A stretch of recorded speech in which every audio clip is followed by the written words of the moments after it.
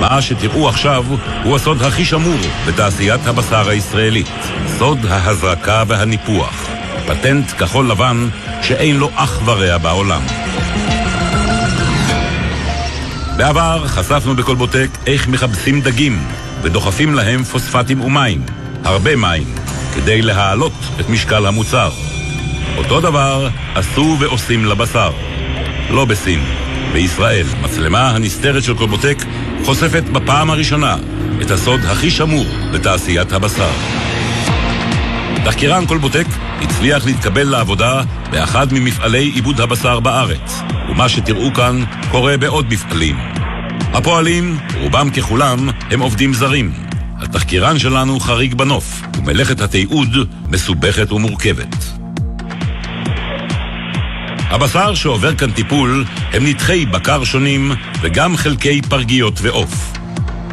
כל הבשר מוכנס למכונות האלה, שתפקידן לנפח אותו באמצעות התמיסה הלבנה המוקצבת הזו, שהיא תערובת של מים ופוספטים, שאתם לא רוצים אותה בתוך הסטייק שלכם. שתי מכונות מבצעות את תהליך הניפוח. המכונה הראשונה היא סרט נע, שבמרכזו מכבש עם עשרות מזרקים. צינור מזין אותם בתמיסת המים והפוספטים שנמצאת במיכל חיצוני, המיכל הזה. התמיסה הכימית מוחדרת בכוח, בקצב קבוע, לתוך נתח הבקר שנוסע על הסרט הנע. כמויות מים גדולות זולגות ומשפריצות מכל עברי המסוע. נתחי הבשר יוצאים מהטיפול שמנים ומנופחים, מפוצצים במים וכימיקלים, ונופלים לתוך המיכל. הנה עוד מכונה שמטפלת בבשר. זהו הטמלר, תוף נירוסטה עגול שמזכיר מכונת כביסה, ולא סתם. כמו מכונת כביסה, הטמלר מסתובב, מקציף ומחבס. לא בגדים חס וחלילה, אלא בשר פרגיות, שמקבל כאן לוק חדש ומצוחצח. תפקידו של הטמלר הוא לרכך את הבשר, ותוך כדי ההשריה במי הפוספטים לגרום לספיחה עדינה של הנוזל לתוך הבשר. בשר הפרגית, אומרים לנו המומחים, הוא רך ועדין מבשר הבקר, ועלול להתעוות ולהתפרק תחת מכבש המזרקים. ולכן המציאו את הטמלר, שעושה את אותה עבודה בעדינות, בהשריה עמוקה, שלא קורעת את בשר העוף. הטמלר מסתובב לאיתו, ולמרגלותיו שוכב שק, הכוכב הראשי בהצגה. השק הזה מכיל STPP, סודיום טריפוספט. ה-STPP הוא מלח נטרן שמשמש כמרכיב הלבנה במוצרים ביתיים ותעשייתיים רבים, כולל משחות שיניים, חומרי ניקוי, אבקות כביסה, תעשיית הקרמיקה וגם תעשיית המזון. ה-STPP הוא פוספט שאומנם אושר לשימוש באוכל כבר בשנות ה-60, אבל מי רוצה פוספטים בתוך הבשר, שחייב על פי חוק להיות טבעי לגמרי, בלי שום תוספת. ניפוח הבשר והעלאת משקלו זה מה שעושים כאן במפעל. והתחקירן שלנו מגיע יום יום לעבודה. ארגזי הפלסטיק הצבעוניים מכילים את בשר הבקר והעוף, בשר טרי וגם בשר קפוא שהופשר. העובד הזה מתארגן עכשיו לקראת יום של הזרקה נון-סטופ. שק ה-STPP ערוך ומוכן לפקודתו. הדלי השחור מלא באבקה הלבנה של הפוספט. הפועל שופך שני דליים לתוך המיכל. הצינור הירוק ממלא את המיכל במים, והמיקסר מערבב היטב כדי שהתמיסה תהיה אחידה, ללא גושי פוספט.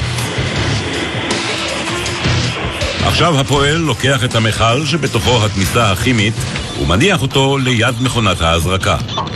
הוא מחבר את המיכל למשאבה ואז ממקם אותו.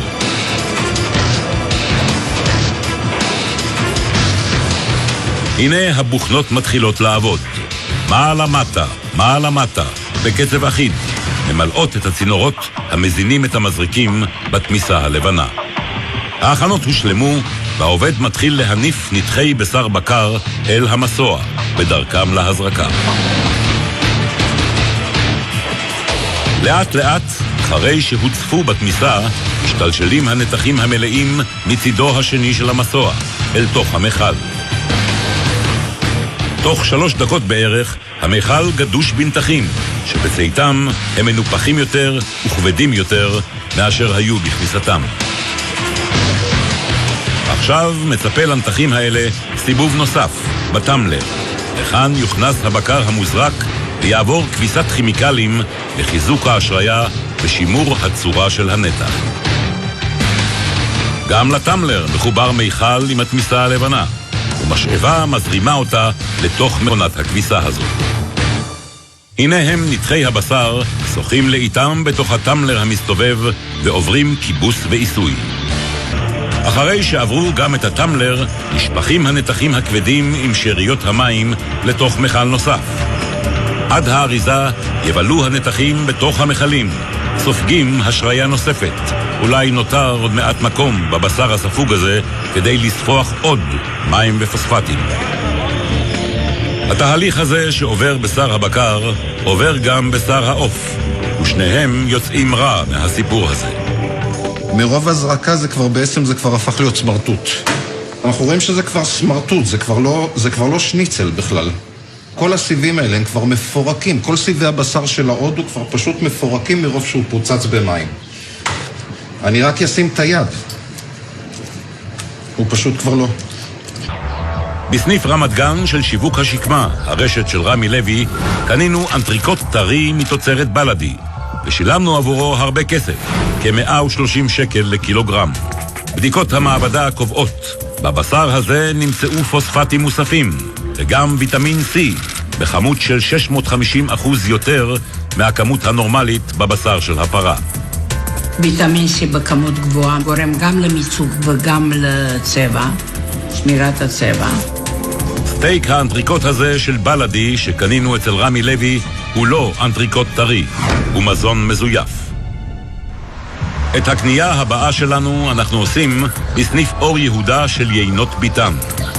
גם כאן אנחנו קונים סטייק אנטריקוט טרי. המותג עטרה, היצרן דבח מוצרי בשר. המחיר 70 שקל לקילוגרם. בדיקות המעבדה קובעות, לסטייק הזה הוספו פוספטים והוספו מים. האנטריקוט הזה הוא לא אנטריקוט טרי, הוא מזון מזויף. בסניף בני ברק של רשת אושר עד אנחנו קונים אנטריקוט טרי נוסף תחת המותג עטרה של היצרן דבח מוצרי בשר. הסטייק הזה נמכר לנו ב-70 שקל לקילוגרם. המעבדה קובעת, הבשר הזה לא טבעי, הוספו לו פוספטים, ולכן הוא מזון מזויף. אנחנו בסניף שיווק השקמה של רמי לוי באשדוד.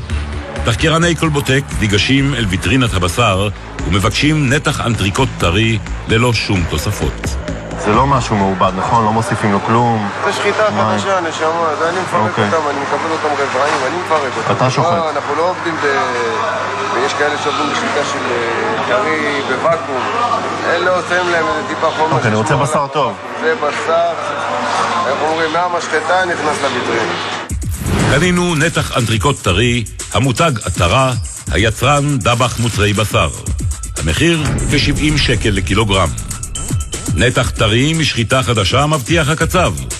המעבדה לא מסכימה כל כך. יחס החלבון מים בבשר הזה הוא לא נורמלי. הוא מעיד על בשר שעבר טיפול ומים מוספים. האנטריקוט הזה הוא לא בשר טרי. בלשון החוק הוא מזון מזויף. בלדי הוא יצרן גדול ששולט בכ-30% משוק הבשר בישראל, והסחורה שלו נמכרת בכל רחבי הארץ. בחנות המפעל של בלדי ברחובות רכשנו כמה נתחים. הקצב פרס לפנינו את האפשרויות. זה אנטריקוט שעולה 119 שקל לקילו. זה אנטריקוט שעולה 149 שקל לקילו. זה אנגוס. זה בשר מיושן. זה בשר טרי. קנינו את האנטריקוט הכי איכותי והכי יקר של בלדי. 150 שקל לקילוגרם שילמנו עבור נתח האנגוס המובחר. באנטריקוט היקר של בלדי נמצאו פוספטים מוספים, וגם כ7 מיליגרם ניטרטים, המאפיינים בשר משומר או תוספת תבלינים. הימצאותו של ניטריט או ניטרט, קונדנס